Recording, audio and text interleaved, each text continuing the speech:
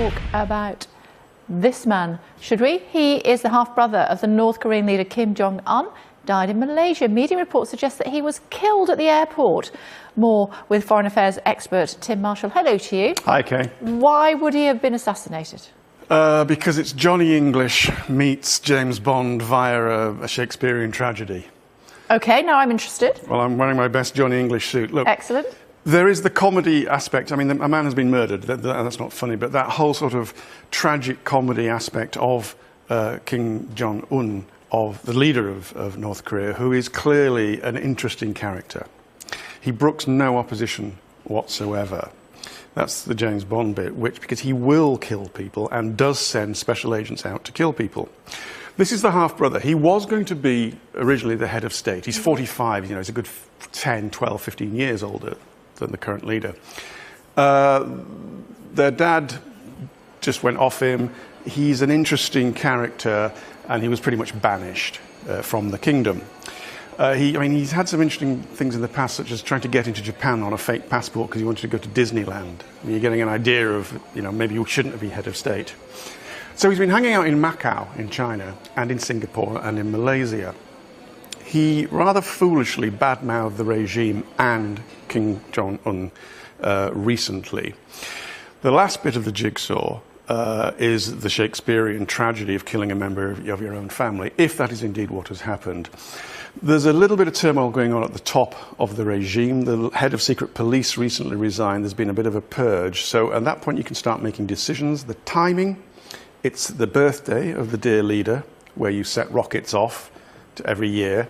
And you might send two women with poison needles to follow a man into an airport, stab him as you go past him, and then get going. And that, at the moment, is the best guesstimate that he has been assassinated by his half-brother. Yeah, we've seen that happen, of course, in London in the past. As far as Kim Jong-un is concerned, he does have previous. Oh, yes. He's got previous left, right and centre. I mean, if he's not machine gunning opponents to death or people within his own regime, allegedly fed to the dogs, no one's ever quite stood that up, but it may have happened. And he has sent his Secret Service agents, mostly from the Special Forces, which includes women, out into South Korea and elsewhere in the world to kill his opponents. I mean, it's a standard modus operandi of the regime. Now, what does it all mean in the great scheme of things? It's just another example, if it's true, of that this is such a despot. Does it matter in the great scheme of things? Well, if Mr. Trump's going to make a big deal out of dealing with the regime, this is just another small example of why the regime needs to be dealt with. I should say, you know, this is speculation. It is based on what appears to have happened. Two women stabbing him. Relations are saying they do think that he has been killed. Oh, he's been killed, and it's probably he's been killed by two women with needles that passed him and who escaped.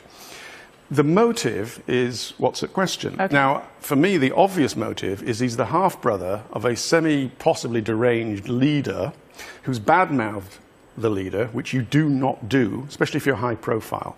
And so it's obvious why there is a motive. But he did hang out in Macau. He does like women. He does like gambling. He does know an awful lot of interesting characters. So it could be something else.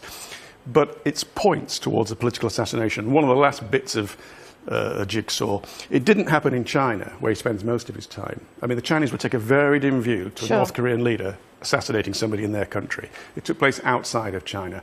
It points to, like I said, this Shakespearean tragedy played out in a sort of, you know, tragic. Very briefly, will we ever know?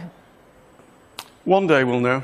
One day we'll know, because the regime will not last forever, and the secrets of what is the worst dictatorship in the world by a country mile, the doors will open one day. Okay. Tim Marshall, always great to see you. Thank you very much indeed. Kate. Thank you.